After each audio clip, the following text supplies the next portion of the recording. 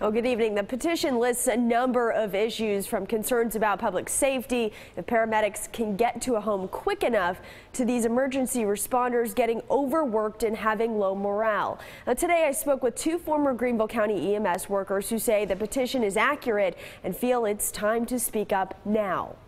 We're doing the right thing. It's been less than a year since paramedics Doug Hooper and Mike Huggins retired from Greenville County EMS. We're sticking our necks out, and we have nothing to gain. You need to talk to me. The two employees of more than 30 years nervous about going public with concerns about the way they and others were treated on the job. We asked them why it was important they take the risk. Because of the employees that are still there, that suffer every day. To Hooper and Huggins, working conditions were unhealthy. They run call after call after call. A 12-hour shift often becomes 13, 14, 15 hours. Hooper said they saw a petition online calling out Greenville County EMS administration for a number of issues, including reporting inaccurate response times, a lack of personnel to respond to calls, and low morale and fatigue amongst paramedics. He says it's all true. Greenville County is growing leaps and bounds. I just retired in September. I'm 58 years old, and I physically could not keep up with the call volume anymore. According to the government affairs coordinator, the county has added 34 staff to EMS in the past 10 years, 19 of which were paramedics. Greenville County Council, which controls the budget for EMS, says they plan to look into the issues and add more staff. We're probably going to have to expand the number of units and the number of personnel in EMS. We just, our capacity is not up to what our population has grown to be. While 7 News is told the average response time in the county is 9 minutes and 42 seconds, Hooper and Huggins say numbers are sometimes manipulated. Huggins adding that a former administrator once stated that they just needed to fill positions. He told me that administration did not care who was in the seat as long as there was a butt in a seat. The petition has gained a lot of traction online, with hundreds of people signing as a no confidence vote in leadership and administration at Greenville County EMS. Reporting live in Greenville tonight, Kirsten Glavin, 7 News. Thank you, Kirsten.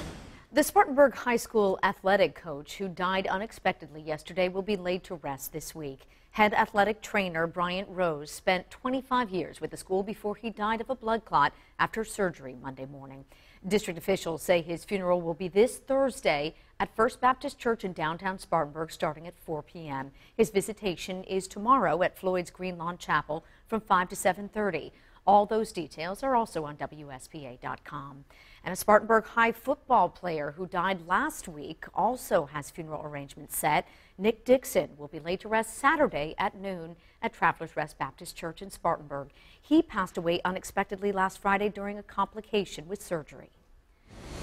Greenville County deputies are investigating a pair of shootings this morning that sent people to the hospital. The first call came in around 4:30 about a victim on Old Buncombe Road. Minutes later, they got a call that another shooting victim was just a few blocks away on Kearns Avenue. Come to find out, during the course of investigation, we determined that both gunshot victims were shot at the same location. Still in the preliminary stages at this point, not sure who the shooter is. Deputies say the shooting may have happened during a party. Both victims are expected to be okay. The investigation continues tonight. If you have information, call 23 Crime. We now know the identity of the person who died in a Spartanburg County crash. It happened yesterday afternoon on southbound Interstate 85 near the I-26 exit. All lanes were closed for some time. We now know it was David Collins of Simpsonville who died. Collins was 63. When a high-speed chase flies down highways, it's not just the lives of officers and suspects at risk. Everyone on the road is in danger. But first-of-its-kind technology is being implemented in the upstate to keep you safe. And 7 News reporter Nicole Ford was there as the Oconee County Sheriff unveiled a new warning system. So, Nicole, this will alert anyone nearby that there's a chase underway. Yes, Diane, that's right. This technology has the power to alert someone within a 2-mile race of a police pursuit starting in Oconee County. But there's a catch. You have to have the specific app downloaded on your smartphone for it to work.